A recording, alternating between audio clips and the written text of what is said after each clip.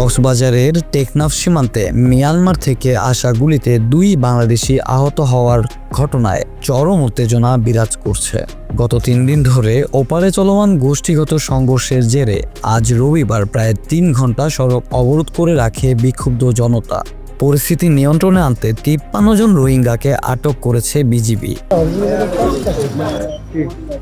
মিয়ানমারের অভ্যন্তরে বিদ্রোহী আরাকান আর্মি এবং রোহিঙ্গা সশস্ত্র গোষ্ঠীগুলোর মধ্যে চলমান সংঘাতের উত্তাপ এখন টেকনাফের হোয়াংকং সীমান্তে। গত শুক্রবার থেকে শুরু হওয়া এই গোলাগুলিতে লম্বাবিল ও তেচি ব্রিজ এলাকা এখন রণক্ষেত্র।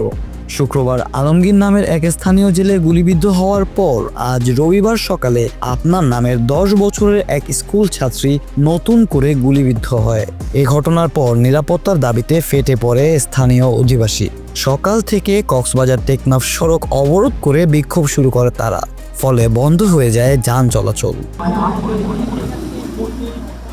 পরবর্তীতে দুপুরে কক্সবাজার 4 আসনের বিএনপি ও জামায়াত সমর্থিত সংসদ সদস্য প্রার্থীদের আশ্বাসে অবরোধ তুলে নেয় জনতা।